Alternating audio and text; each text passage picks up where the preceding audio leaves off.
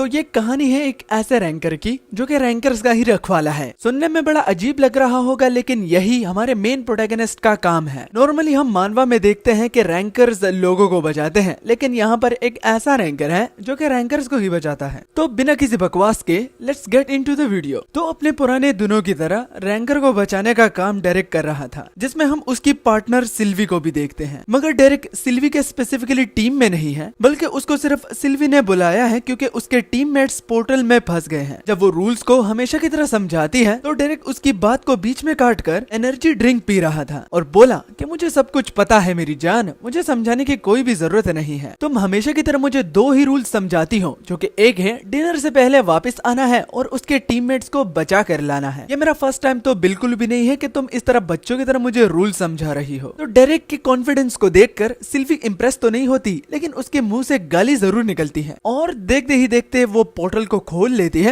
और डेरेक उसके अंदर चला जाता है। अब यहाँ से शुरू होता है कहानी का रियल ट्विस्ट। हम एक बहुत ही खतरनाक फाइट को देखते हैं जिसमें ड्रैगन्स थे और गॉर्गन्स की तरह कुछ वॉरियर्स भी मौजूद थे, जो कि इस बात का अंदेशा देते हैं कि इस पोर्टल में सिल्वी की टीम मेंबर्स की फील्डिंग सेट हो चुकी थी। मगर इसमें जो हमारा हीरो था तो उसकी भी फील्डिंग सेट थी। वो कुत्तों की तरह सांसें ले रहा था और बोलता है कि उसको इतना तो समझ में आता है कि इन लोगों की फील्डिंग सेट थी, लेकिन उसकी कैसे हुई ये तो एक मिरेकल हो गया। और यही से ही हमारे मेन प्रोटैगनिस्ट का बैड लक शुरू होता है। और ये कोई ऐसा वैसा बैड लक नहीं है, इसमें उसको 10 सालों तक एक जगह पर कैद रहना पड़ता है। अब ज्यादा स्पॉइल नहीं करूंगा, क्योंकि अगर ऐसा मैं करता हूँ तो मुझे पता है कमेंट सेक्शन में मुझे बहुत सारी गालियां सुनने को मिलेंगी। और हाँ, गालियों से याद आया, अब तो ये मेरा रोज का हो गया है। टावर ऑफ गॉड की जो नेक्स्ट पार्ट होगी ना, उसको इस न्यू एपिसोड के बाद हम शुरू करेंगे, क्योंकि मानवास दिन ब दिन कम होते जाते हैं और मैं कंटेंट को अपने चैनल पर ज्यादा रखना चाहता हूँ, जिसको बाद में मैं एक्सप्लेन करता हूँ। अब दोबारा स्टोरी पर आते हैं। जैसे कि मैंने बताया कि उसकी बैड लक शुरू हुई तो वह 10 सालों तक इस पोर्टल में कैद रहा। 10 साल एक ऐसा वक्त होता है जिसमें आप अपनी इंसानियत और सैनिटी को खो देते हो। आपको ऐसा लगता है कि अब दिन ब दिन पागल होते चले जाते हो, और यही चीज हमारे डेरेक को पागल बना रही थी, क्योंकि आइसोलेशन की वजह से उसका दिमाग ढंग से काम नहीं कर रहा था। एक सिंपल मिशन ने उसकी जिंदगी को पूरी तरह से बदल दिया, यहाँ तक कि वो उसकी थिंकिंग को ही बदल देता है कि लोगों की मदद करना आज के बाद वो फजूल है, और वो ऐसा बिल्कुल भी नहीं करेगा। बस सिर्फ एक मौका उसको दोबारा चाहिए ताकि वो इस पोर्टल से बाहर निकले। मगर बस वक्त गुजरता गया, दिन हफ्तों में बदला, हफ्ते महीनों में बदले और महीनों में साल गुजरे, मगर ना तो सिल्वी की तरफ से कोई पोर्टल खुला और ना ही उसकी मदद करने के लिए कोई आया। यही उसको एक रियलिटी चेक मिला। अब चलिए जानते हैं कि आखिर उस वक्त ऐसा क्या हुआ कि डेरेक को इस पोर्टल में 10 सालों तक रहना पड़ा। तो कहानी सिंपल थी, वो रैंकर्स की मदद कर रहा था, लेकिन रैंकर्स के साथ साथ उसे ये फील हुआ कि मॉन्स्टर्स पहले से कुछ ज्यादा ही पावरफुल है, इसलिए वो बहुत सारे लोगों को बचा नहीं पाया और कुछ ही लोगों को बचा के पोर्टल के थ्रू सेफली भेज दिया। मगर सिर्फ एक कमबख्त पर्सन ने उसकी पूरी जिंदगी को बदल डाला, क्योंकि वो एक आखिरी पर्सन उसकी पूरी लाइफ को अपने साथ ले डूबा। उसको बचाते वक्त दूसरे लोगों ने उसको बुलाने की कोशिश भी करी, लेकिन उसने सुना नहीं और बस उसने समझा कि वो इस बंदे को बचा सकता है। मगर उस एक बंदे को बचाते वक्त उसने अपनी आंखों के सामने उस पोर्टल को आखिरी बार बंद होता हुआ देखा, और 10 सालों तक उसने सामने की तरफ से कोई भी पोर्टल खुलता हुआ नहीं पाया जो कि उसकी मदद करने के लिए आया था। अब तुम लोगों को क्या लगता है कि इसका फेस रिएक्शन कैसे होगा?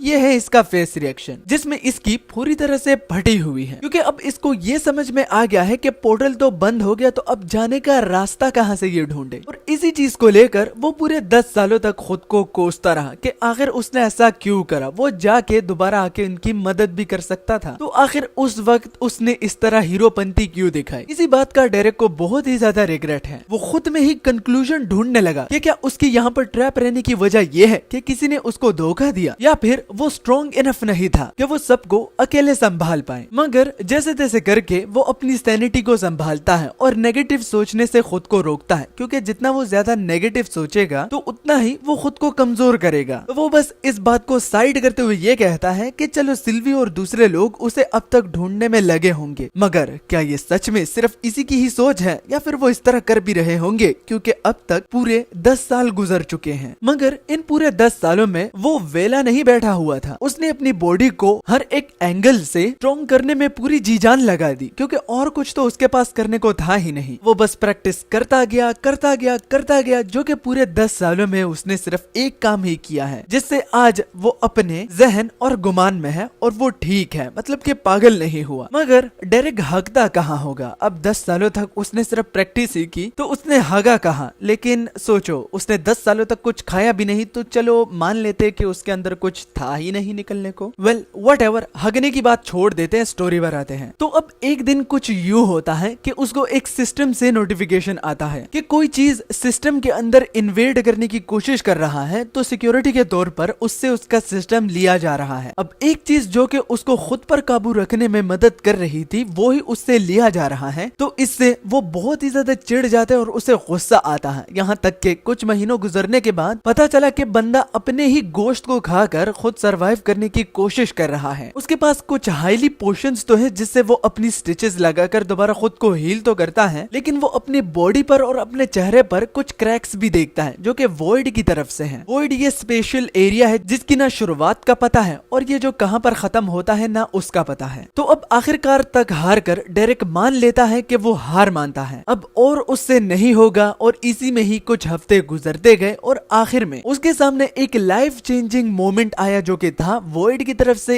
एक आवाज आई। जब उसने उस वॉइड को जवाब दिया तो एक क्रैक खुला, जो कि इस बात का अंदेशा देता है कि कुछ वॉइड में घुसने की कोशिश कर रहा है। तो अगर वो घुस रहा है तो ये उस जगह से वापस निकल सकता है, लेकिन वो चीज है क्या? इसके बारे में सोचने से ज्यादा उसके चेहरे पर जो एक्साइटमेंट आप देख रहे हो ना, तो हाँ, वो हर एक चीज का सामना करने के लिए तैयार है जो कि इस वॉइड में घुसने की कोशिश कर रहा है। या तो सिल्वी होगी, या तो कुछ रीइंफोर्समेंट होगी, या फिर कुछ और देखने को मिलेगा। यही चीजें वो सोच रहा था, मगर उससे रहा नहीं गया और वो उस चीज के आने का इंतजार नहीं कर पाया और वो खुद ही उस क्रैक के करीब गया। बाहर जाने की एक्साइटमेंट उसके अंदर एक कीड़े को जन्म देती है, जो कि क्यूरियोसिटी से बहुत ज्यादा उछल रहा था। मगर उसका ये उछलना भी ज्यादा देर तक टिका नहीं, क्योंकि कोई चीज उसको एक दमदार सा मुक्का देती है और उसको दोबारा से उस क्रैक में, मतलब के वॉइड में भेज देती है। अब ये सारी चीजें उसको हेलुसिनेशन लग रही थी, लेकिन जब उसका सिर टकराया और उसने दर्द को पहली बार महसूस करा, तो वो समझ गया कि ये कोई हेलुसिनेशन तो बिल्कुल भी नहीं है। किसी फोर्स ने उसको दोबारा से वॉइड में भेज दिया है, तो मतलब कोई बड़ी चीज होगी। जब उस फोर्स के पीछे चीज को हमें दिखाया गया तो वो एक वॉइड बीस्ट था, जो कि देखकर डेरिक समझ गया कि 10 सालों में उसने आज तक किसी के साथ बात नहीं की, लेकिन उसे अच्छी तरह से पता है कि अगर कोई बात करता है तो इस तरह ग्रीटिंग्स तो वो पहली बार फील कर रहा है और उसने जाना भी। वो एक्साइटिंगली उस वॉइड बीस्ट की ओर देखा और बोला, लगता है तुम्हें कुछ मैनर्स सिखाने होंगे कि हेलो किस तरह बोलते हैं। और ऊपर से एक चीज उसे बहुत ही ज्यादा एक्साइटेड कर रही थी कि सिस्टम के बिना वो कितना ज्यादा पावरफुल है। वो वॉइड बीस्ट पर हमला करता है और वॉइड बीस्ट पे अपना बड़ा सा मुंह खोलकर कुछ बीम को तैयार करता है, जिसके बाद वो कुछ मल्टीपल अटैक्स उस बीस्ट के मुंह से अपनी ओर आता हुआ पाता है, जिसको वो बड़े ही आराम से डॉज करता है। मतलब कि उसकी एजिलिटी सिस्टम के बगैर भी बहुत ही ज्यादा अमेजिंग है, मगर सिस्टम के बगैर वो थक जाता है और उनमें से एक उसको आकर सीधा लगता है, जिससे वो लुढ़कता हुआ पीछे गिर जाता है। अब इस अटैक को खाने के बाद डेरिक बोला कि अब 50% मुझे पता है कि ये कोई हेलुसिनेशन नहीं है, मगर उसने पाया कि उसके सिर से खून निकल रहा था, तो अब वो 50% 100% में बदल जाता है कि ये कोई हेलुसिनेशन नहीं है। मगर संकी डेरिक खून को देखकर मुस्कुराता है, ना कि घबराता है, क्योंकि उसको तो अपना खून बहाने की तड़प हो रही थी। शायद 10 सालों तक अकेले रहने में और खून ना बहाए हुए उसको बड़ा अरसा हो गया था, तो ये देखने के बाद उसको बड़ा ही मजा आ रहा है। और ये डेरिक के लिए एक ट्रिगर पॉइंट था, क्योंकि अब उसके दिमाग में जो धुंध भरी हुई थी वो भी इस जगह में रहकर तो वो पूरी की पूरी चली जाती है। अब उसके पास 2 ऑप्शन है, या फिर मरो या फिर यहाँ से बाहर निकलो। अगर यहीं पर ही उसे कैद रहना है तो वो कहता है कि मुझे यहाँ पर ही इस वॉइड बीस्ट से मरना है, मगर मुझे यहाँ पर नहीं रहना। दोनों तरफ से विन ऑन विन सिचुएशन में खुद को पाकर वो बहुत सारी माना को रिलीज करता है, जिससे वो बिल्कुल Thor the God of thunder की तरह लग रहा था और बिल्कुल सोनिक की तरह वो स्पीड से भागता है ताकि वो उस वॉइड बीस्ट के अटैक को हेड ऑन ले पाए। वॉइड बीस्ट भी उसको अपनी ओर आता हुआ देखकर ब्लास्ट को फेंक देता है और ब्लास्ट को वो अपने स्पीयर की मदद से दूर कहीं और फेंक देता है, जिससे बहुत धमाके होते हैं। धूल मिट्टी उड़ जाती है और इसी धूल मिट्टी का फायदा उठाकर वो हवा में उड़ते हुए मलबों पर छलांगे मारता हुआ उस बीस्ट के ऊपर से गुजर जाता है, क्योंकि वो और इस बीस्ट के साथ अपना टाइम वेस्ट नहीं करना चाहता। इतनी ग्रीटिंग्स इन दोनों के लिए काफी थी और अगले ही पल पूरे 10 सालों के बाद वो पहली मर्तबा सूरज को देखता है, जिसको देखकर उसे बड़ा ही मजा आता है और वो खुशी से झूम उठता है और चिल्लाते हुए बोला, अब दुनिया की कोई ऐसी ताकत नहीं जो कि मुझे रोक पाए। किसी के बाप की भी मैं मदद नहीं करूंगा, अगर वो मरने की कगार पर ही क्यों ना हो। बस मैटर यही करना है कि जिंदगी अकेले बितानी है और बच्चे पैदा करके एक अच्छी पार्टनर के साथ कहीं दूर पहाड़ों में रहना है। और पहाड़ों से याद आया, मेरा व्लॉग भी लगभग कंप्लीट हो चुका है, तो उसे मैं एक डिफरेंट चैनल पर अपलोड करूं या फिर इस चैनल पर, तो मुझे कमेंट सेक्शन में जरूर बताना, ठीक है। बहुत ही अच्छा टूर है और कुछ नया ट्राई करने को भी मिल जाएगा और तुम लोगों को एक अलग सा कंटेंट भी देखने को मिलेगा। मुझे आप लोगों की एक बात समझ में नहीं आती, आप व्लॉग्स भी देखते हो, आप डैडी व्यू की तरफ वीडियो भी देखते हो, लेकिन जब हम जैसे यूट्यूबर की बात आती है वो कुछ अलग डालता है तो साला कोई क्लिक ही नहीं करता। वैसे मैंने तो कुछ डाला ही नहीं, और मैं अगर डालू भी तो तब ही मुझे शायद पता चलेगा। मैंने बस बाकी मानवा क्रिएटर्स की ओर देखकर बस एक पॉइंट उठाया, मगर शायद वो उस तरह कंटेंट प्रोवाइड नहीं कर पाए जो कि आप देखते हो बाकी चैनल्स पे। तो मैं आपको डिसअपॉइंट नहीं करूंगा, ये टूर अच्छा है, आप देख लेना, मुझे बहुत अच्छा लगेगा। चलो अब दोबारा अपनी वीडियो पर आते हैं। तो डेरेक के बाहर निकलने के बाद स्टोरी एक अलग सा मोड़ ले लेती है, जिसपे हम जंगल में एक गुम हुए बच्चे को देखते हैं जो कि यहाँ वहाँ किसी चीज से भाग रहा था और वो अपनी गलती पर बहुत ज्यादा शर्मिंदा और अफसोस भी कर रहा था कि उसे अपने ग्रैंड पेरेंट्स की बात को मान लेना चाहिए था कि शाम को जंगल में घूमना एक अच्छा आइडिया नहीं है, क्योंकि उसने खुद को एक बहुत बड़ी मुसीबत में जो डाल दिया है। पता नहीं कैसे वो गिर के लुढ़कता हुआ चोटी से बस गिर ही रहा था कि वो खुद को संभाल लेता है और वो बोला, भैंस की टांग अगर मैं गिर जाता तो मेरे जिस्म का तो पता ही न चलता कि मेरा सिर कहाँ है और मेरे पैर कहाँ है। कि तभी हम उस बीस्ट को भी देखते हैं जो कि एक वुल्फ बीस्ट था, जो कि इस बच्चे का बड़े ही तेजी से पीछा करते हुए आ रहा था। वो उस वुल्फ को देखकर डर गया और उस चोटी से जिसको गिराने से वो खुद को रोक रहा था, तो इसी से ही दोबारा नीचे गिर जाता है। मगर लकीली उसने सिर्फ पत्थरों को नीचे पाया था, लेकिन वहाँ पर झरना भी था जिसपे वो गिर जाता है और वो खुद को सही सलामत पाता है। मगर तभी उसने आसमान में एक अनयूजुअल वर्ल्ड देखा जो कि ओपन हो रहा था, बिल्कुल एक थंडर की तरह ऊपर से नीचे कुछ गिरता है और हम डेरेक को पाते हैं। अब हमें पता है कि डेरेक एक इंसान है, लेकिन पोर्टल से बाहर निकलते हुए जब हम उस बच्चे के पॉइंट ऑफ व्यू से डेरेक को देखते हैं तो वो एक डीमन से कम नहीं लग रहा था। इसी वजह से वो बच्चा डेरेक को अपने सामने पाकर बहुत ज्यादा डर रहा था। डेरेक के लैंड होते ही दोबारा से वही सिस्टम नोटिफिकेशन आता है जो कि उसे बोला कि एक एरर है जो कि उसके सिस्टम में पाया जा रहा है और वो बड़ा ही खतरनाक है। अपने सिस्टम की तरफ से दोबारा मैसेज को देखकर वो बड़ा ही खुश हुआ और हैरान भी, क्योंकि उसे लगा कि उसने अपने सिस्टम को खो दिया है। तभी उसने क्रैक की तरफ से एक ब्लास्ट को आता हुआ महसूस किया और वो एकदम से उस झरने से बाहर निकलकर छलांग लगाता है और एक जोरदार बीम गिरती है, जिसे देखकर वो बच्चा भी टेरिफाइड हुआ। और जहाँ तक डेरेक की बात है तो उसे पता है कि ये बीम किसने फेंकी है, मगर वो सही सलामत है, यही चीज सबसे ज्यादा मैटर करती है।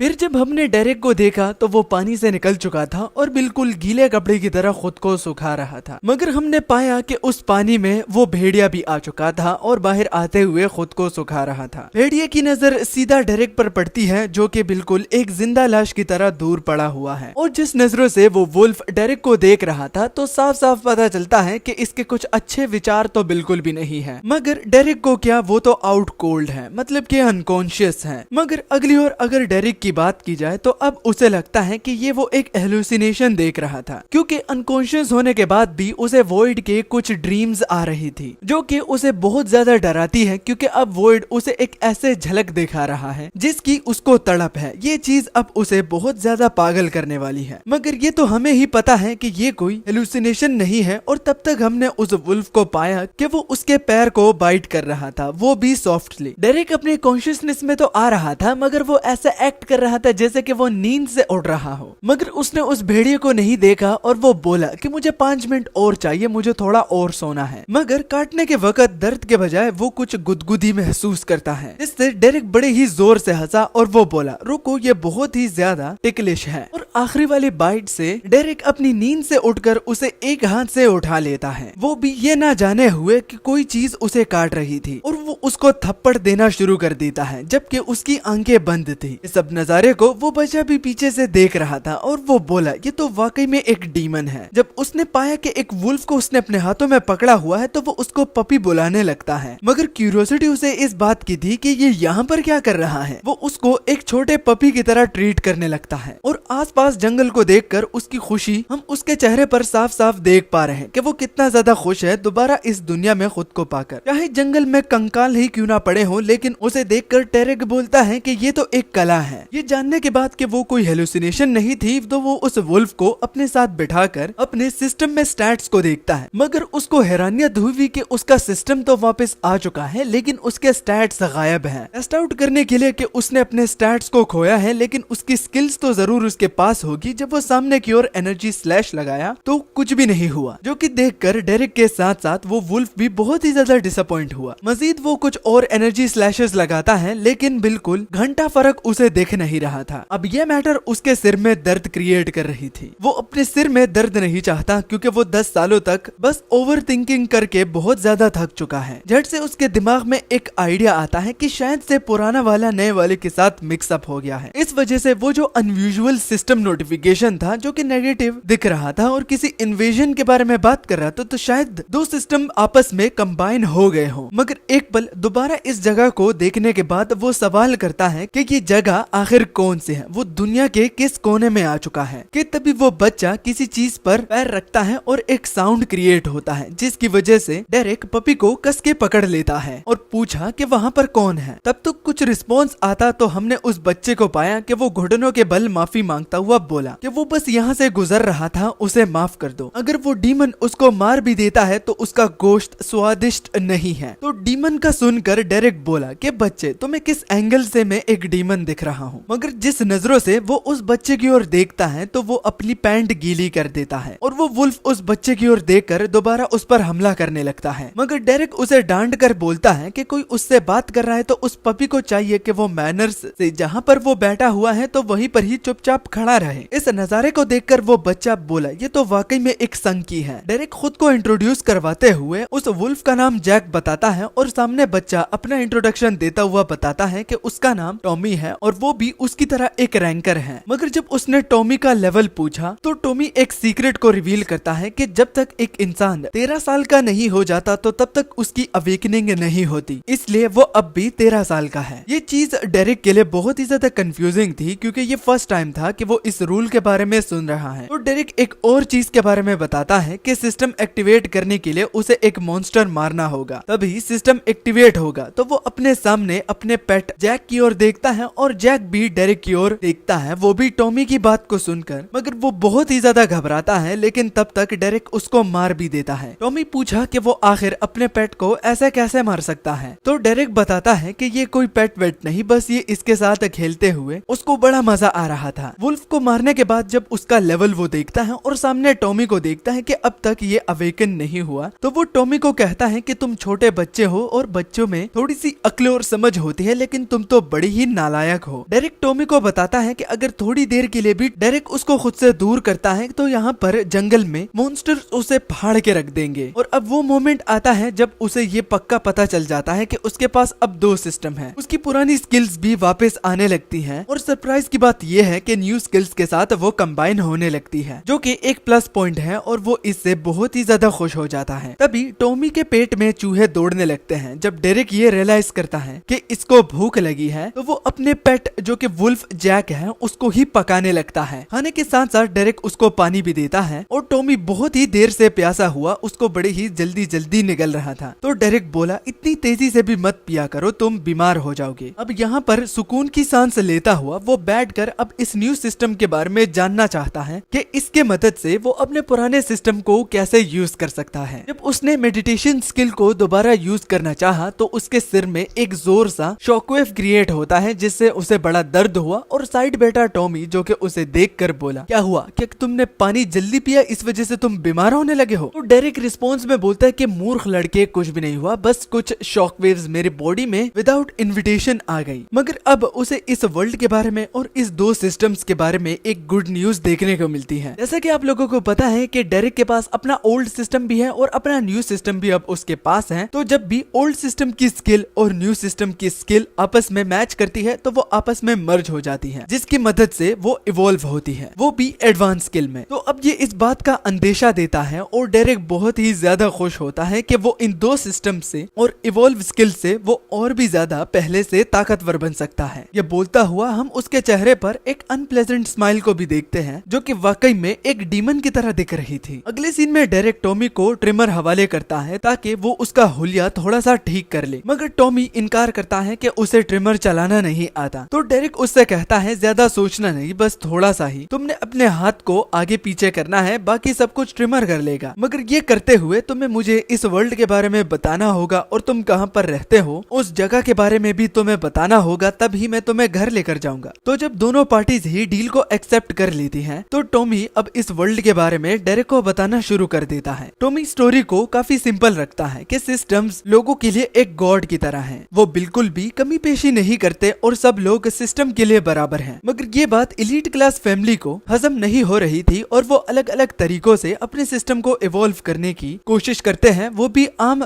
सिस्टम यूजर से ताकतवर होने के लिए, जिस वजह से सिस्टम का बैलेंस बिगड़ गया और एलीट क्लास स्ट्रॉन्ग होती गई और मिडिल क्लास के लोग सिस्टम के थ्रू लेबर्स का काम करने लगे। और एक और बात भी टॉमी से पता चलती है कि उन्हीं एलीट क्लासेस फैमिली की वजह से उसके पेरेंट्स के साथ कुछ बुरा हुआ है, जो कि वो रिवील कर तो रहा था कि तभी डेरेक उसको रुकने का कहता है क्योंकि वो कुछ ज्यादा ही उसके बालों को काट रहा था। टॉमी पहले से ही उसको सॉरी कहता है ताकि अगर उसने कुछ गड़बड़ की हो तो डेरेक उसे माफ कर दे। मगर जब डेरेक अपने आईने में देखता है, जो कि पता नहीं कहां से आई, लेकिन जो इसके हाथ में ब्रेसलेट है शायद इससे ही उसने निकाली हो, तो वो बोला कि बच्चे तुम इतने बुरे भी नहीं हो, तुमको तो एक बार्बर की शॉप खोल लेनी चाहिए और कांग्रेचुलेशन, तुमने सॉरी तो बोला, लेकिन अब तुम्हें जिंदा रहने का मैं दूसरा मौका देता हूँ क्योंकि तुमने बड़े ही अच्छे तरीके से मेरे बालों को काटा है। सफर करते करते दोनों को बहुत टाइम लग जाता है, इसमें टॉमी सो भी जाता है और अगले ही पल डेरेक उसको उठाकर कहता है कि उठो, क्या यही तुम्हारी जगह है? तो उठता हुआ वो बोला कि नहीं, मैं रेना के विलेज से हूँ। तो वो सामने जगह को देखकर बड़ा ही शौक हुआ और डेरेक के पीठ से उतरकर उसकी ओर भागने लगा। भागते हुए वो मिस्टर जोनस को बुला रहा था। उसके घर का दरवाजा विदाउट परमिशन खोलते वक्त उसको खून की बदबू आ रही थी और जो ही वो दरवाजे को खोलता तो मिस्टर जोनस जमीन पर पड़े हुए थे और उनकी रूह उनकी बॉडी से कब की निकल चुकी थी। इससे टॉमी बहुत ज्यादा डर जाता है कि तभी डेरेक उसके कंधे पर हाथ रखकर बोला कि ये तुम्हारे ग्रैंडपा नहीं है, तो इसके बारे में ज्यादा सोचने की कोई भी जरूरत नहीं। मगर टॉमी एक अच्छा लड़का है, वो बोला कि ये बहुत ही अच्छे अंकल थे, लेकिन आखिर ये कैसे मरे? जगह की इंस्पेक्शन से टॉमी को पता चलता है कि यहाँ पर एक मॉन्स्टर ने इन्वेड किया था, लेकिन इनका लेवल तो लेवल 30 था, तो ये कैसे मरे? यही चीज उसको बहुत ही ज्यादा कंफ्यूज कर रही थी। तो डेरेक बोला कि लेवल 30, तो लेवल 30 से क्या ही होगा? तो टॉमी बताता है कि जब इस जंगल में तुम लेवल 30 के होते हो तो तुम्हें कोई चीज भी छू नहीं सकती। तो डेरेक अब एक सीक्रेट को रिवील करता है कि जो पेट वुल्फ को उसने पका के खा लिया था, तो वो तो लेवल 53 का था और वो तो एक नॉर्मल सा मॉन्स्टर था। तो वो क्या बक रहा है, लेवल 30 तो कुछ भी नहीं है अगर इस टाइप के मॉन्स्टर्स जंगल में फिरते हो तो। इस इंफॉर्मेशन को सुनने के बाद टॉमी बहुत ही ज्यादा घबरा गया और वो बोला कि मुझे जल्दी से जल्दी विलेज वापस जाना होगा और विलेज चीफ रेना को इन्फॉर्म करना होगा कि जंगल में कुछ अजीब हो रहा है। तो उसकी बातों को सुनकर डेरेक बोला कि हाँ, अगर तुम्हारा विलेज जिंदा बचा हो तो। जबकि एकदम से सीन शिफ्ट हुआ और हमने देखा कि जंगल में दूर कहीं एक डंजन ब्रेक डाउन हो रही थी। उसके करीब एक वुल्फ आता है और उसको सूंघता है। सूंघते वक्त वो कुछ और चीज की प्रेजेंस भी फील करता है और वो अटैक करने के लिए जो ही रेडी होता है तो वो एक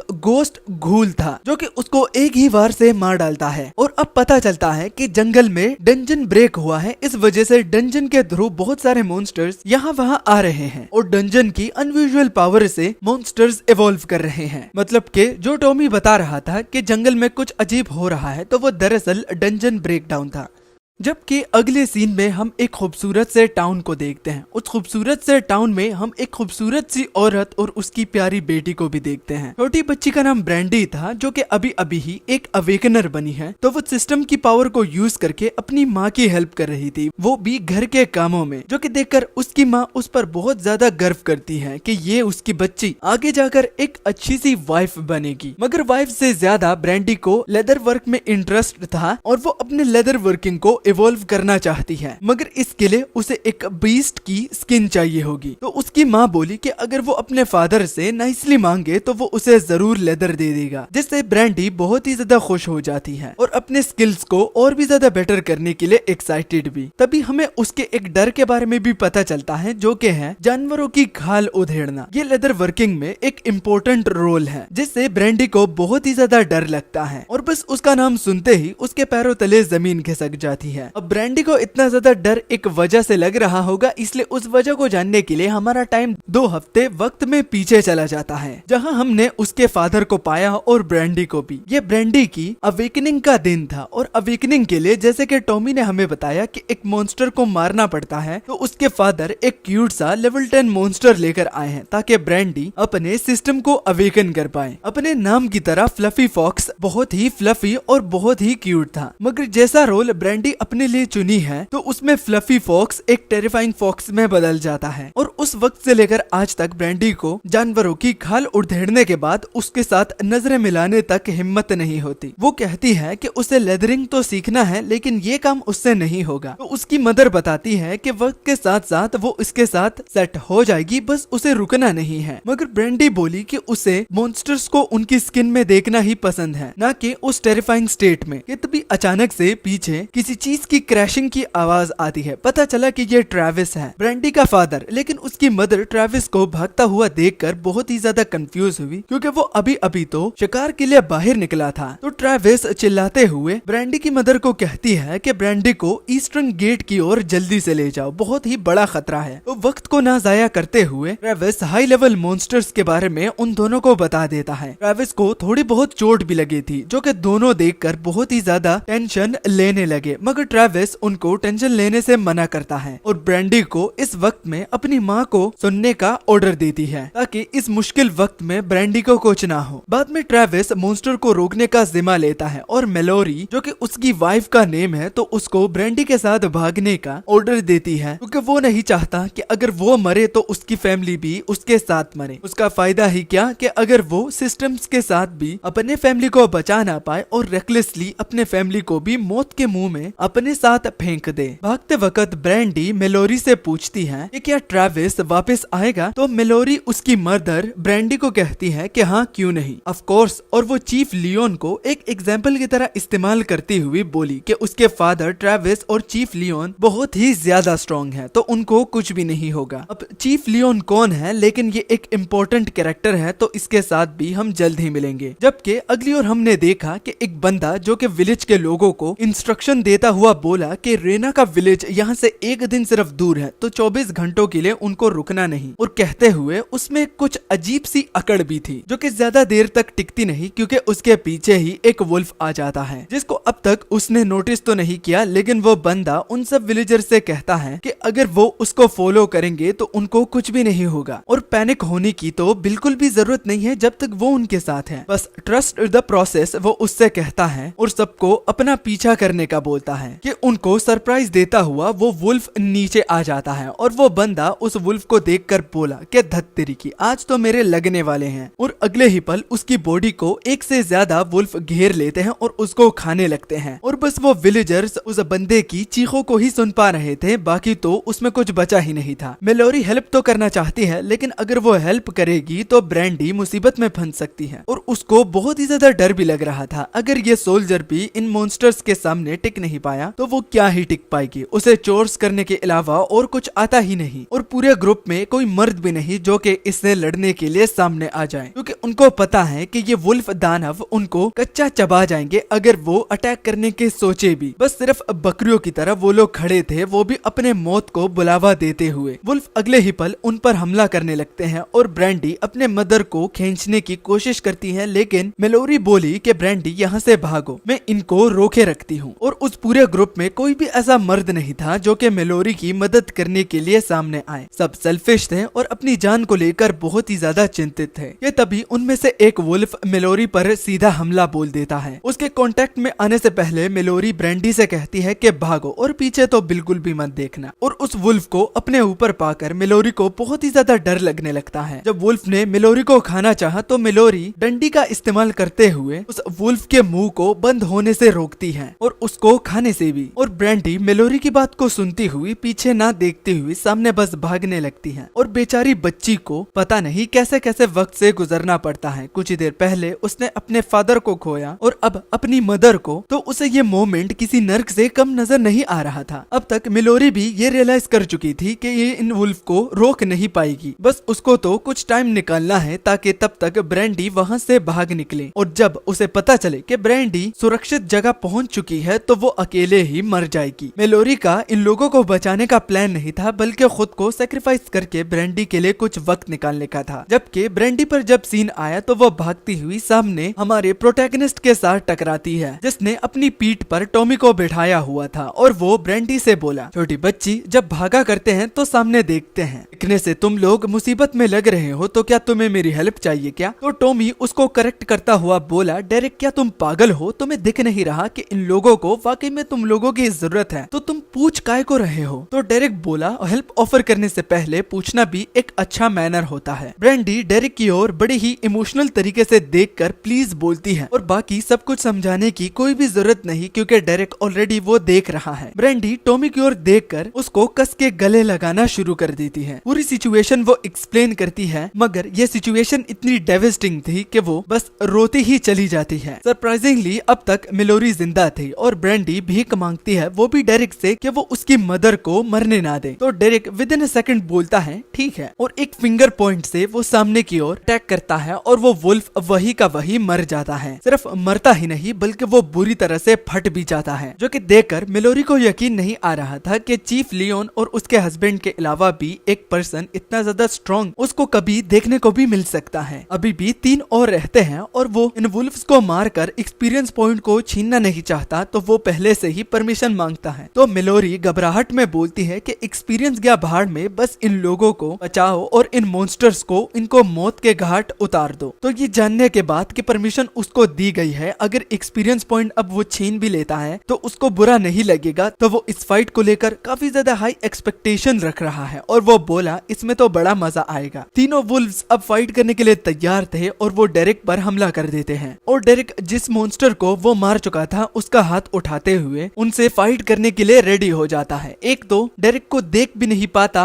और वो बाकी दोनों वुल्व्स के बीचों बीच गुजर जाता है और वो भी उनका पीछा करने लगते हैं। और बस उस वुल्फ के पंजे की मदद से वो एक मॉन्स्टर को बिल्कुल सब्जी की तरह काटता है और उसके छितड़े उड़ा देता है, और दूसरे को तो पहले अंधा कर देता है और बाद में उन दोनों को मौत के घाट उतार देता है। मतलब कि तीनों अब मर जाते हैं। लेकिन ये फाइट कुछ ही सेकंड टिक पाई। ये देखकर डेरेक बहुत ही ज्यादा डिसअपॉइंट होकर बोला कि उसने तो समझा कि ये फाइट बड़ी ही मस्त होगी, लेकिन ये तो टिक ही नहीं पाई। अब उसे समझ में आ गया कि वो इतना स्ट्रॉन्ग है कि ये वुल्फ जो कि इन लोगों के लिए एक बड़ी डील है, तो वो उसके लिए बिल्कुल ऐसा है जैसा कि बच्चे के मुंह से लॉलीपॉप छुड़ाना। अगली ओर हमने ब्रांडी और मेलोरी को देखा। माँ और बेटी के मोमेंट को देखकर डेरेक भी थोड़ा बहुत इमोशनल हो जाता है। ब्रांडी 14 साल की तो है, लेकिन वो बेवकूफ तो बिल्कुल भी नहीं है, क्योंकि मॉन्स्टर्स अगर इतने ही स्ट्रॉन्ग थे तो शायद से फादर सरवाइव ही नहीं कर पाए। लेकिन मेलोरी ब्रांडी को तसल्ली देती हुई बोली कि नहीं, उसके फादर स्ट्रॉन्ग है तो वो बिल्कुल सेफ होंगे, उसको नेगेटिवली नहीं सोचना चाहिए। मगर बाद में मेलोरी डेरेक की ओर देखकर अपने मन ही मन बोलती है, वो ये साफ साफ अपने आंखों से देख सकती है कि चीफ लियोन और उसके हस्बैंड से भी एक ताकतवर आदमी अब वो देख रही है। There is no way possible कि उसके हस्बैंड और चीफ लियोन इस बंदे से काफी ज्यादा स्ट्रॉन्ग होंगे। ये बंदा खुद में ही एक लीग है। मगर सबसे बड़ी बात कि वो यहाँ पर कर क्या रहा है, और ये मॉन्स्टर्स ये इसके सामने सेकंड्स भी नहीं टिक पाए। आखिर ये कैसे? मेलोरी डेरेक को अप्रिशिएट करती है, वो भी उन लोगों की मदद करने के लिए, लेकिन अब वो जानना चाहती है कि आखिर डेरेक कौन है और वो कहाँ से आया है। तो डेरेक टॉमी के सिर पर हाथ रखता हुआ इंफॉर्मेशन देता है कि वो एक ट्रैवलर है जो कि इस बच्चे को उसके घर तक पहुंचाने का जिम्मा लिया है। अगर तुमको भी रेना विलेज जाना है जो कि टॉमी का विलेज है, तो फील फ्री, तुम हमें फॉलो कर सकते हो। और टॉमी एक बहुत ही अच्छा गाइड भी है। मगर टॉमी डेरेक की बात को सुनकर कि विलेज तो अब तक उन मॉन्स्टर्स के भरा हुआ है, वो आखिर एक पूरे विलेज को कैसे इग्नोर कर सकता है। तो डेरेक सिंपली जवाब देता है कि वो इनका नौकर नहीं है, बस उसे टॉमी को घर पहुंचाना है और वो अपने रास्ते निकल जाएगा। किसी की जान बचाने के लिए वो अपनी जान को जोखिम में बिल्कुल भी नहीं डालेगा। ये बात इस जिंदगी ने उसको सिखाई है। और अगर इन मॉन्स्टर की स्ट्रेंथ से देखा जाए तो ऑलरेडी इनका विलेज तबाह हो चुका है। डेरेक की बात पर कोई भी यकीन नहीं कर रहा होता, क्योंकि अब तक चीफ लियोन और उनके जो राइट हैंड मैन है, मतलब के मिलोरी के हस्बैंड, तो वो मौजूद है, विलेज अब तक सिक्योर हुआ होगा। इसी उम्मीद में वो थे कि डेरिक उससे बोलता है कि बिल्कुल भी नहीं। अब टॉमी डेरिक को खींचने लगता है, वो भी विलेज में जो लोग बचे हो उनकी जान बचाने के लिए। तो डेरिक उससे बोलता है कि सिर्फ मुझे ही तुम वहाँ पर क्यों भेज रहे हो, यहाँ पर बाकी लोग भी तो है, तो तुम्हें सिर्फ मैं ही क्यों नजर आ रहा हूँ। ये नॉट मी जो है, ये नॉट वी में कब बदलेगा। हिस्ट्री खुद को दोबारा रिपीट कर रही है क्या। और वो टॉमी को उनके एग्रीमेंट की याद दिलानी देता है कि इंफॉर्मेशन के बदले सिक्योरिटी जो कि वो उसको ऑलरेडी प्रोवाइड कर रहा है, तो वो एक्स्ट्रा नहीं करेगा। वो अनजान पर्सन के लिए अपनी जान को जोखिम में बिल्कुल भी नहीं डालेगा, क्योंकि टॉमी कभी भी इस बात को नहीं समझ सकता कि इस लेवल तक पहुंचने के लिए उसको किन किन मुसीबतों से गुजरना पड़ा। और वो अब तक इसलिए जिंदा है और अब तक इतना ज्यादा स्ट्रॉन्ग बन गया है क्योंकि वो खुद पर ही रिलाई करता है, वो लोगों पर रियलाई नहीं करता, इसलिए वो स्ट्रॉन्ग बनता चला जाता है, ना कि बाकी लोगों की तरह जो कि लोगों पर बोझ बन जाते हैं। जैसे कि टॉमी, तुम इन लोगों को मुझ पर बोझ डाल रहे हो। और मोस्ट इम्पोर्टेंटली वो खुद को हीरो तो बिल्कुल भी नहीं कंसिडर करता, वो खुद को बस एक सेल्फिश इंसान बुलाता है, जो कि वो पहले तो नहीं था, लेकिन वक्त के साथ साथ वो सीख गया।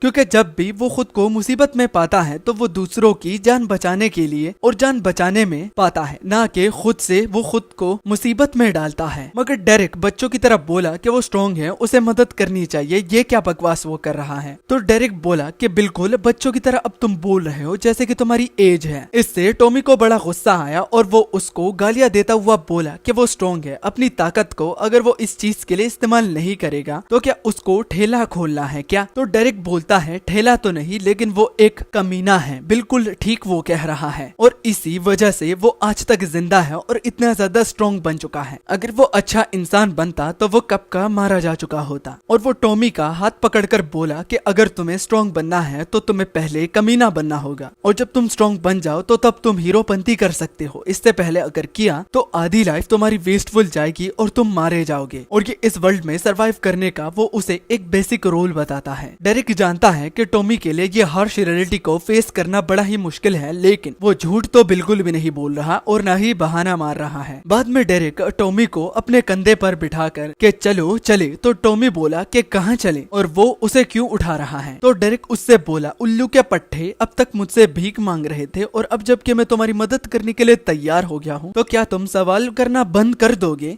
जिसके बाद अगले सीन में हमने देखा कि टॉमी बहुत ही ज्यादा डरा हुआ था, वो भी सिर्फ इस रीजन को लेकर कि जो वो अपने सामने देख रहा है तो ये कोई रेस्क्यू मिशन नहीं है, बल्कि ये तो एक रिकवरी मिशन है कि जो बचा है सिर्फ उसको ही वापस लेकर आना है। और डेरिक को अपने साइज से दुगने साइज के मॉन्स्टर को गिराता हुआ देखकर टॉमी हमेशा की तरह बहुत ही ज्यादा इम्प्रेस और हैरान रहता है कि भला आखिर ये रैंकर कहाँ से आया है और ये किस मिट्टी का बना हुआ है। टॉमी टाउन की इंस्पेक्शन कर ही रहा था कि उसको कोई भी जिंदा नजर नहीं आ रहा था, और अब वो समझ गया कि डेरिक आखिर उसको क्या समझाना चाहता था कि अगर तुम स्ट्रॉन्ग नहीं होते हो और दूसरों पर डिपेंड रहते हो कि वो तुम्हारी जान बचाने के लिए आएंगे तो तुम्हारा अंजाम इस तरह होगा। अब डेरिक टॉमी को रुकने का कहता है। टॉमी रुक तो जाता है लेकिन सामने कुछ भी नजर नहीं आ रहा होता, मगर डेरिक फिर भी इंसिस्ट करता है कि वो यहीं पर ही रुके। और अगले ही पल मलबों के नीचे से हम चीफ लियोन को बाहर निकलता हुआ देखते हैं, जिनको बहुत ही ज्यादा चोटें लगी हुई थी। उनको देखकर टॉमी उनकी ओर भागने लगा, वो भी डेरिक के रूल को ब्रेक करता हुआ, जो कि था एक जगह पर ही रहना और आसपास नहीं भागना। टॉमी पूछने लगा कि चीफ लियोन कैसे हैं, मगर इससे बढ़कर चीफ लियोन को ये समझ में नहीं आ रही थी कि टॉमी यहाँ पर क्या कर रहा है। तब तक वो कुछ और बताते तो टॉमी पीछे ट्रेविस की बॉडी को देख लेता है, और चीफ लियोन ये समझने के बाद कि अब कुछ भी छुपाने का फायदा नहीं है तो वो बोले कि वो हिम्मत से लड़ा और वो कायरो की तरह नहीं मरा बल्कि एक हीरो की तरह मरा है, मगर अफसोस कि अब वो नहीं रहे। डेरिक चीफ लियोन से पूछता है कि उनके विलेज में कोई हीलर नहीं है क्या, तो मालूम हुआ कि छोटे विलेज में अगर हाई क्लास का हीलर आता है तो उसकी रहन सहन का खर्चा चीफ विलेज को उठाना पड़ता है, जो कि वो अफोर्ड नहीं कर सकते थे, और अगर वो कर भी सकते थे तो वो यहाँ पर कभी भी नहीं आता। अब डेरिक से हमें मालूम होता है कि उसके पास एक रिजरेक्शन पोशन है जिससे वो ट्रेविस को दोबारा से जिंदा तो कर सकता है, मगर वो ऐसा नहीं करना चाहता क्योंकि वो बस एक आखिरी सैंपल बचा हुआ है और किसी पॉइंट पर डेरेक को उसकी जरूरत पड़ सकती है और वो टॉमी के मैसेज से इन्फ्लुएंस नहीं होना चाहता कि वो एक हीरो है, उसे लोगों की मदद करनी चाहिए। तो हीरोपंती से उसे पहले भी मुश्किलों का सामना करना पड़ता था, तो वो दोबारा अपनी गलती को नहीं दोहराना चाहता, मगर इसके बदले वो कुछ ऐसा कर सकता है जिसमें मिलोरी और ब्रैंडी जो है वो लास्ट टाइम ट्रेविस को गुड बाय कह सकती है। तो इतना तो वो कर ही सकता है। अगले सीन में हमने देखा कि मिलोरी और ब्रैंडी ट्रेविस को आखिरी टाइम गुड बाय कहने के लिए आई थी। मालूम हुआ कि अपनी बेटी को अपने सामने देखकर उसमें थोड़ी सी जान बची थी, तो ट्रेविस भी उनको देखकर काफी ज्यादा खुश हुआ और वो अब सुकून से मर सकता है। मगर अब ये मोमेंट उनके लिए पहले से और भी ज्यादा मुश्किल हो जाता है और अपने लास्ट टाइम गुड बाय कहने के बाद सब लोग रवाना हो जाते हैं। टॉमी को देखकर डेरेक बोला कि बच्चे, इनके बारे में ज्यादा मत सोचना, जब तुम बड़े हो जाओगे तो तुम्हें इस बात की समझ में आ जाएगी और ये तुम्हारे लिए नॉर्मल हो जाएगा। इस बात से चीफ लियोन को बड़ा ही गुस्सा आता है कि वो एक बच्चे को इस तरह कैसे कह सकता है, क्योंकि उसने अपने दोस्त के पिता को खोए हुए अपने आंखों से देखा। और वो डेरेक से सवाल करता है कि वो किस विलेज से है, क्योंकि वो उसको रिकॉग्नाइज नहीं कर पा रहा और अगर वो अपनी फुल आइडेंटिफिकेशन नहीं देगा तो अफसोस है कि वो टॉमी को डेरेक के आसपास भी भटकने नहीं देगा। मगर बीच में अब टॉमी बोलता है कि डेरेक सही कह रहा है, ये फर्स्ट टाइम नहीं था कि उसने अपनों को खोया है, बल्कि उसने तो अपने पेरेंट्स को तक खोया है। और अगर वो सच बताए तो वो थोड़ा बहुत जलन भी फील कर रहा है कि मिलोरी और ब्रैंडी को गुड बाय कहने का मौका तक मिला और उसको तो कुछ भी नहीं मिला और ना ही वो अपने पेरेंट्स की बॉडी को देख पाया। अब इस रिकवरी मिशन में डेरेक ने बहुत सारे मॉन्स्टर्स को मारा भी था, तो वो सोचने लगा कि अब उसके लेवल्स भी बढ़ रहे होंगे। और एक मोमेंट ऐसा आता है कि लेवल्स के बाद क्लास को चूज करना पड़ता है और बिल्कुल वैसे ही हुआ। डेरेक इस न्यू सिस्टम को लेकर क्यूरियस था कि ये कौन से क्लास को ऑफर करेगा, क्योंकि उसको अपनी पुरानी क्लास ही चूज करनी है। मगर अगले ही पल वो अपने कहे हुए शब्द वापस ले लेता है, क्योंकि नया सिस्टम बहुत ही अच्छे क्लास ऑफर कर रहा है। उन सब क्लासेस में से सबसे पहले उसको शैडो ब्रॉलर नामी क्लास अच्छा लगा, जिसमें वो शैडो को कंट्रोल कर सकता है और मार्शल आर्ट्स के तौर पर शैडो की पावर को यूज करके अपने पंचेस और किक्स को और भी ज्यादा इम्पैक्टेबल बना सकता है। दूसरी क्लास जो उसको पसंद आई तो वो पिछले वाले के साथ थोड़ी बहुत सिमिलर है, लेकिन ये वाली बहुत ज्यादा बेटर है। इसका नाम है केओस ग्लेवी, जिसमें भाले का इस्तेमाल किया जाता है और वो भाला अगर सही मटेरियल के साथ उसे अपग्रेड किया जाए तो वो एक टाउन को तो खत्म कर सकता है, वो भी अपने इस क्लास को लेकर। तीसरी क्लास जो उसको पसंद आई तो वो थी इटर्नल गार्डियन, जिसमें वो एक स्पार्टन बनेगा और वो फीनिक्स की पावर को यूज कर सकता है, वो भी अपने एनिमीज को राख में बदलने के लिए। हर एक स्किल एक से बढ़कर एक है, उसको सब चाहिए लेकिन सिर्फ एक ही चुनना पड़ेगा। तो ये डिसीजन वो बड़े ही आराम से लेना चाहता है। मगर तभी एक और चीज उसके आंखों के सामने आई, जिसको देखकर और पढ़कर ही उसके रोंगटे खड़े हो गए, क्योंकि ये नॉर्मल क्लास तो बिल्कुल भी नहीं है। इस क्लास का नाम है चैंपियन ऑफ द वॉइड। इसको अगर डायरेक्ट चूज करता है तो इसकी एबिलिटीज कभी भी वॉइड में उसको ट्रैप होने नहीं देगी, क्योंकि वॉइड उसकी बॉडी का एक पार्ट बन जाएगा और उसकी बॉडी वॉइड की एक पार्ट बन जाएगी, क्योंकि वॉइड ने उसको एक चैंपियन के तौर पर चुना है। अब वॉइड के साथ उसका रिश्ता नाता बहुत पुराना है। वो इस वॉइड में पूरे 10 सालों तक फंस गया था। 10 सालों तक किसी इंसान के साथ उसने कांटेक्ट नहीं करा, क्योंकि वॉइड उसको बाहर जाने नहीं दे रहा था। और अब जाकर वॉइड ने जब उसको चुना है, वो भी एक चैंपियन के तौर पर, तो अब वॉइड उसको कंट्रोल करने की अथॉरिटी दे रहा है, जिससे वो वॉइड को कंट्रोल कर सकता है। वॉइड की एंडलेस पावर जो कि लोगों को कंज्यूम करती है, उनको पागल बनाती है, तो क्या वॉइड की पावर को वो ढंग से इस्तेमाल कर पाएगा भी या नहीं? और इतने सालों की मुशक्कतें जो कि वॉइड में उसने फेस करी थी, उसके बदले वॉइड ने खुद को डेरेक के हवाले सौंप दिया, तो वो इस मौके को जाने नहीं देगा। वो बोला कि एक बेवकूफी होगा जो कि इस एबिलिटी को नहीं चुनेगा, और वो सिस्टम के थ्रू इस क्लास को अपने लिए चूज करता है। और जो ही वो चूज करता है तो उसकी बॉडी से बहुत सारी एनर्जी निकल रही होती है, जिन्हें देखकर चीफ लियोन और टॉमी तो भागने लगते हैं, क्योंकि वो एक टिकिंग बॉम्ब की तरह लग रहा था कि वो किसी वक्त भी फट सकता है। टॉमी डेरेक के लिए बहुत ज्यादा चिंतित हो गया। वो मदद करने के लिए आगे बढ़ना चाहता था, लेकिन चीफ लियोन उसे टाइम से रोक लेता है, क्योंकि वहां जाना खतरे से खाली नहीं। प्रोसेस के खत्म होते ही उसे 2 एबिलिटीज मिलती हैं, जिनको डेरेक इसी वक्त ही इस्तेमाल करना चाहता है। और एनर्जी को इस तरह बाहर आता हुआ देखकर और फिर कंज्यूम होता हुआ देखकर चीफ लियोन बोला कि आखिर ये बंदा क्या है, क्या ये एक इंसान भी है या नहीं? और अगले सीन में वो वॉइड कॉल की एबिलिटी को यूज करता है, जिससे ऊपर से एक बीम उस पर सीधा गिरती है, जिसके बाद अपनी बॉडी में वो बहुत बड़ा बदलाव पाता है। उसकी उसकी ऑरा से ही चीफ लियोन और टॉमी को दिक्कत हो रही थी, वो भी उसके सामने खड़े होने में। और डेरिक तो मजे ले रहा था कि ये कितना इनक्रेडिबल है। तभी आसमान क्रैक हुआ और जो बीम दोबारा गिरी तो चीफ लियोन ऊपर की ओर देखकर बोला कि ये नामुमकिन है। टॉमी के भी सेम एक्सप्रेशंस थे कि ये डेरिक क्या कर पा रहा है। न कि सिर्फ वो बल्कि मिलोरी और ब्रैंडी जो थी उनको भी समझ में नहीं आ रहा था कि ये क्या हो रहा है। मगर जो भी हो रहा है तो वो ठीक नहीं है। मगर जब उस बीम का इम्पैक्ट खत्म हुआ और वो जो चीफ लियोन और टॉमी चेहरा बना के बैठे हुए थे तो उसका रीजन आसमान में डेरिक खुद देख लेता है कि एक वॉइड क्रैक हो रहा है और उससे एक बीस्ट दिख रहा है जो कि बाहर आने की कोशिश कर रहा है। अब डेरिक को अपनी एबिलिटी का पता चल जाता है कि ये वॉइड कॉल आखिर किस चीज को बुलावा देता है जो कि इतनी खतरनाक है कि ये बस कहानियों में लिखा गया है कि वॉइड बीस्ट नामी एक मॉन्स्टर इस दुनिया में रहता है जो कि बहुत रेयरली लोगों को दिखता है और वो आसानी से जमीन पर नहीं आते, मगर वो जब भी आते हैं तो तबाही मचाते हैं।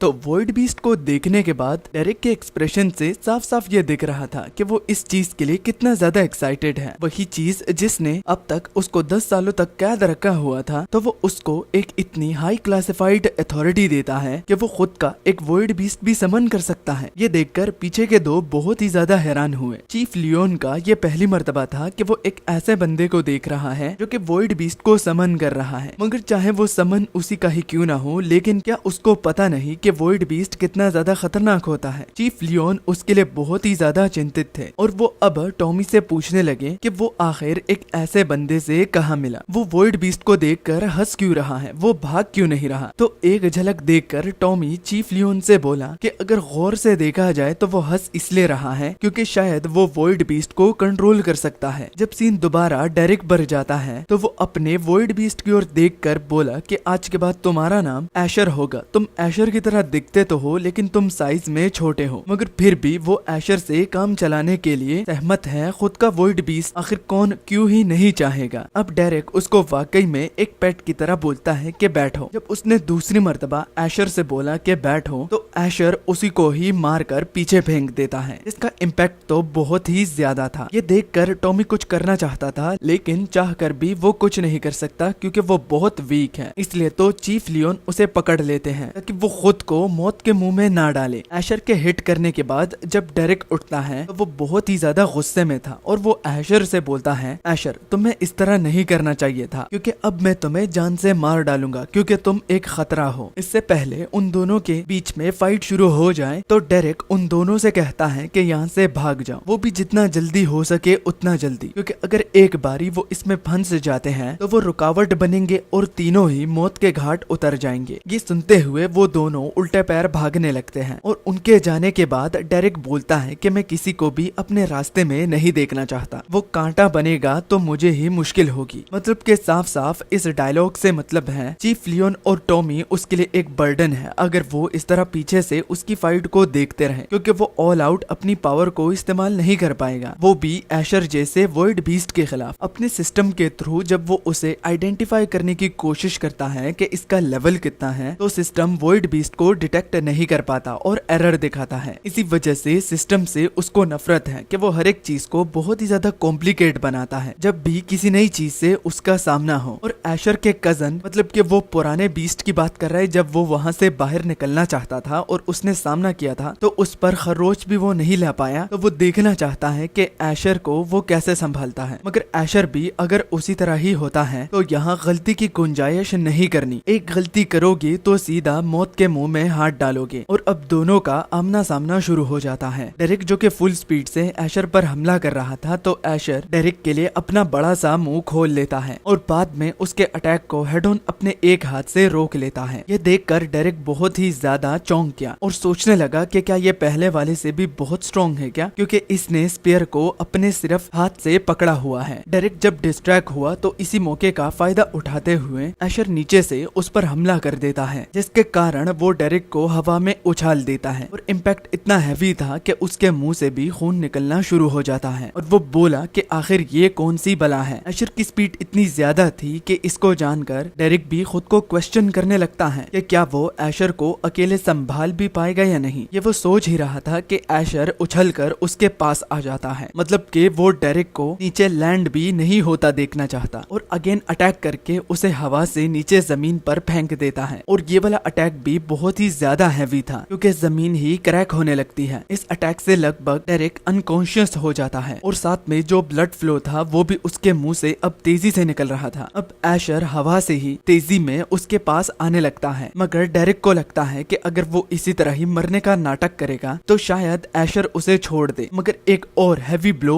एशर अपनी तरफ से डेरिक पर दोबारा करता है, मगर इस वाले अटैक को डेरिक तो डॉज कर लेता है क्योंकि अब उसने ये रियलाइज कर लिया है कि इस तरह बीस्ट के सामने मरने का नाटक करने का कोई भी फायदा नहीं है। और अगर वो थोड़ी देर और वहाँ पर रहता तो उसके जो इंटरनल ऑर्गन्स है वो उसकी मुंह से निकल आते। अब एशर डेरिक को ओवरवेल्म कर रहा था, हर एक अटैक डेरिक को लग रहा था, जिसकी वजह से सिस्टम उसको बार बार नोटिफिकेशन भेजता है कि हेल्थ 20% नीचे गिर गई है। ये देखकर इतनी डेस्परेट सिचुएशन में वो मेडिटेशन स्किल को ऑन करता है ताकि अपने हेल्थ को वो रिकवर कर पाए। लेकिन मजाल है कि एशर उसको मेडिटेट करने का मौका भी देता है और अब टॉप प्रायोरिटी ये बनती है कि इस एशर से खुद को कैसे दूर करे, ना कि इसको कैसे हराए, क्योंकि पहले हेल्थ को उसे रिकवर जो करना है। अब हेल्थ 19% पर आ गई थी, मगर एशर रुकने का नाम ही नहीं ले रहा था। और सेम डेरिक भी जो कि 19% की हेल्थ पर है, मगर फिर भी वो उसके अटैक का काउंटर भी देता है। दोबारा से एशर डेरिक के स्पीयर को अपने एक हाथ से पकड़ लेता है जो कि लगभग उसको लग ही चुका था और उसको बड़ी जोर से साइड करता हुआ उसे बड़ी जोर से मारता है, जिससे उसका हेल्थ अब 18% पर आ चुका था और लगातार नोटिफिकेशन से हेल्थ 16% तक आ जाता है। काउंटर तो वो करता है लेकिन उसका काउंटर एशर हमेशा रोक लेता है और अब ब्लड फ्लो हर एक ब्लो के साथ ज्यादा हो चुकी थी। हर एक अटैक के साथ साथ हेल्थ बार नीचे जाती है और अब तक वो 14% पर आ चुकी थी। और इस सब नजारे को टॉमी पीछे से देख रहा था और वो रो रहा था और वो प्रार्थना करता है कि डेरिक को कुछ भी ना हो, क्योंकि वो पहला एक ऐसा रैंकर है जिसने टॉमी को अच्छी तरह से ट्रीट किया, इसलिए वो उसको खोना नहीं चाहता। मेलोरी और ब्रैंडी भी वहाँ पर आ जाते हैं। वो चीफ लियोन से पूछने लगे कि क्या हो रहा है, तो चीफ लियोन बोला कि समझाने का वक्त नहीं है, बस भागो, बाद में सब कुछ बता दूंगा। और पीछे ना मुड़ते हुए सब लोग भाग रहे थे सिवाय टॉमी के, जो कि आशा करता है कि डेरिक जिंदा हो। मगर अगले ही पल जब सीन दोबारा एशर पर गया तो वो अपने हाथ में वॉइड ब्लास्ट को बना रहा था और बस उस पर लगभग छोड़ने ही वाला था कि इससे पहले डेरिक उसे देख लेता है। और वो बोला नहीं,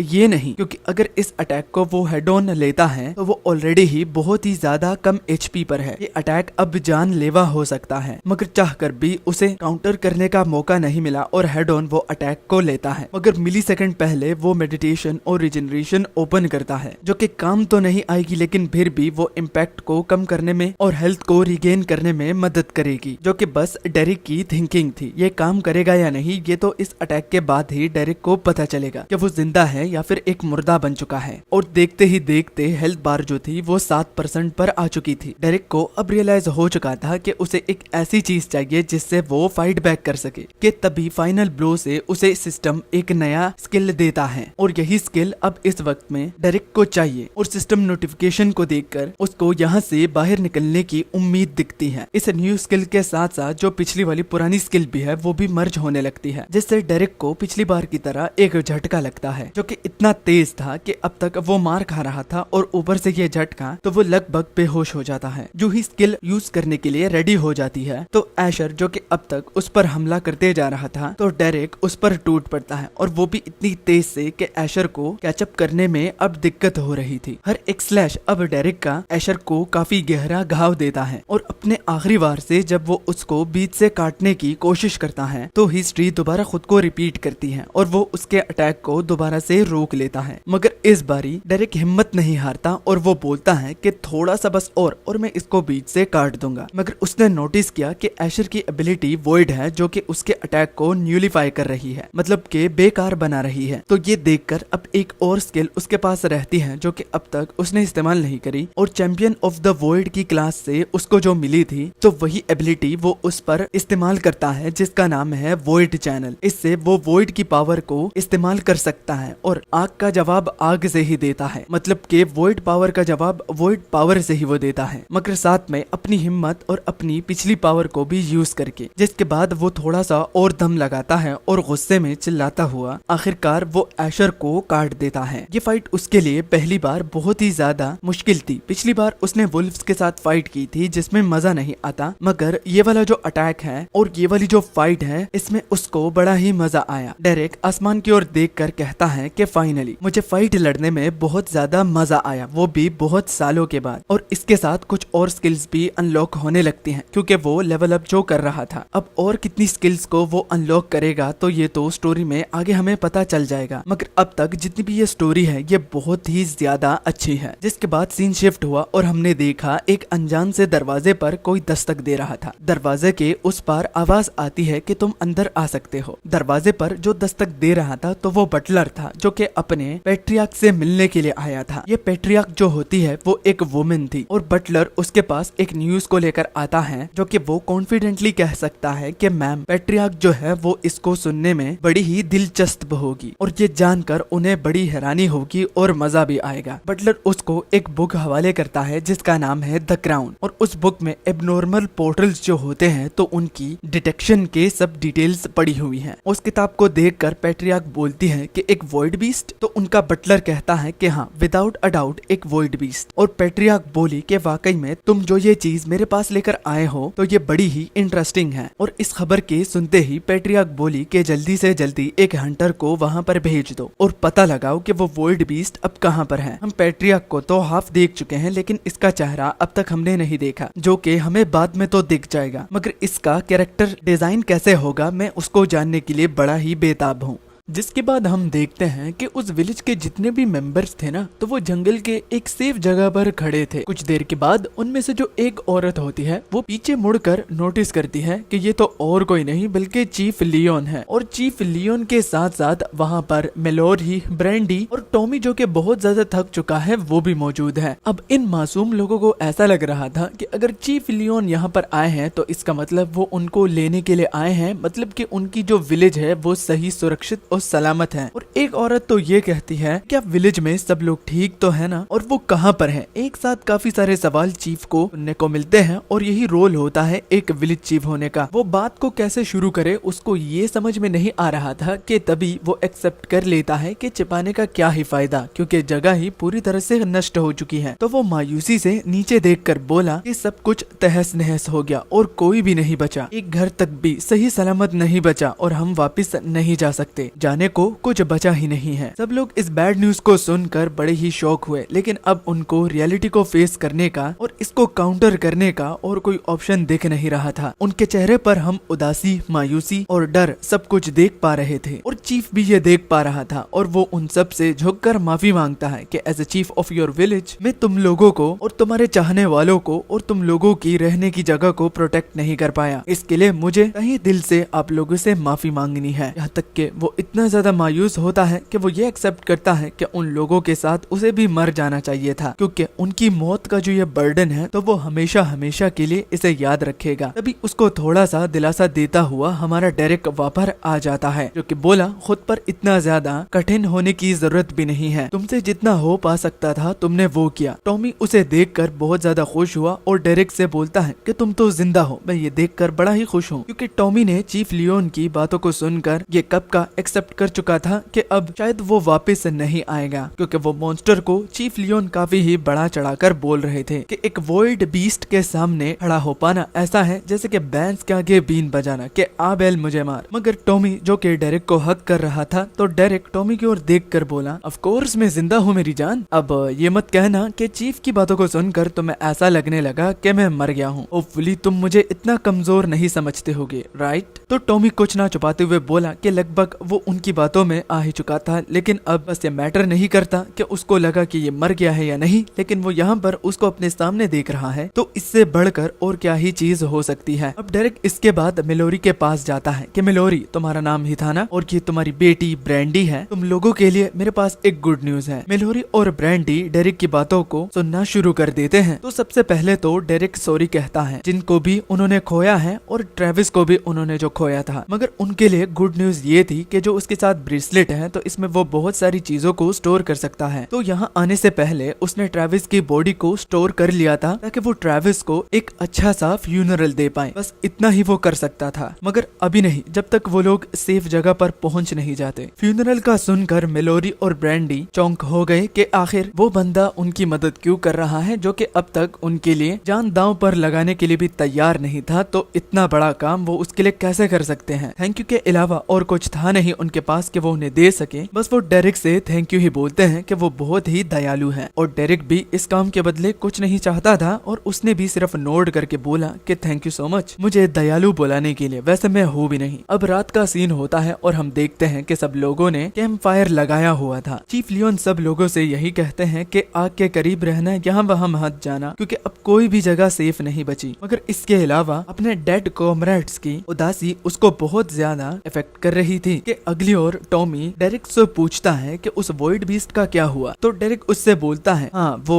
बड़ा सा चीज, मानता हूँ वो बहुत ही ज्यादा पावरफुल है, लेकिन वो मेरे सामने पानी कम चाय था, मगर एज टू बी श्योर वो बाकी मॉन्स्टर से बहुत ज्यादा अलग है। मगर अब वॉइड बीस्ट को हराने के बाद अब मुझे एक ताकतवर रैंकर मत समझना, क्योंकि बहुत सारे ऐसे हो सकते हैं जो कि वॉइड बीस्ट को हरा सकते हैं। तो टॉमी बोलता है कि बिल्कुल भी ऐसा नहीं है, तुम बिल्कुल ही अलग हो, क्योंकि उसकी ग्रैंडमा कहती थी कि वॉइड बीस्ट सालों में आते हैं और जो भी उन्हें हराता है वो कोई नॉर्मल इंसान नहीं होता। लेकिन आज तक कोई भी ऐसा इंसान उन्होंने देखा नहीं जो कि वॉइड बीस्ट से फाइट में जीता हो। तो ये उसके लिए फर्स्ट टाइम था। अब गॉसिप में मेलोरी भी बीच में आ जाती है और वो टॉमी की साइड लेती हुई बोलती है कि टॉमी ठीक कह रहा है। तो डेरिक बोलता है कि लगता है उसने कुछ वीक वॉइड बीस्ट को ही समन किया होगा, इस वजह से वो लकी था। मगर सवाल मेलोरी यहाँ पर ये करती है कि उसने वॉइड बीस्ट को समन कैसे करा। तो डेरिक बोलता है अगर ये समझाने के लिए मैं बैठ गया ना तो बहुत दिन गुजर जाएंगे। और अब अगली सुबह उन लोगों के जाने का वक्त हो गया। जाने से पहले हमने ब्रैंडी को देखा जो कि डेरिक का हाथ पकड़ के उससे कुछ एनिमल्स मांगती है जो कि उसके ब्रेसलेट में है। और उसे कैसे पता चला, तो ये टॉमी से उसे पता चला है। वो अपने पैशन के बारे में भी डेरिक को बताती है। तो डेरिक मानकर उसे एक रैबिट दे देता है। बाकी भी उसके साथ मौजूद हैं, लेकिन वो बहुत ही बड़े हैं। एक सेफ जगह पर जाकर वो उन सबको उसे दे देगा, जिसके लिए ब्रैंडी उससे थैंक यू बोलती है। मगर इन सबको मांगने का वो रीजन भी पूछता है। तो उसको अपने फादर की कही हुई बातें याद आती हैं कि अगर वो ये सीख लेती है तो अच्छे आर्मर बनाकर वो लोगों को मरने से बचा सकती है। तो अपने डेड फादर की विश को पूरा करने के लिए उसे लेदरिंग वर्क पर बहुत ज्यादा फोकस करना है। और ये कहते हुए वो बहुत जोर जोर से रो भी रही थी। तो उसको देखकर डेरिक मायूस होकर बोला कि आखिर इस मोमेंट में तुम खुद को कैसे कंट्रोल करते हो ये तुम पर निर्भर होता है, और एक बारी अगर तुम ये कर लेते हो तो तुम अनस्टॉपेबल बन जाते हो। तुम्हें वर्ल्ड की हार्श रियलिटी के बारे में पता चल जाता है कि ये जगह नर्क है।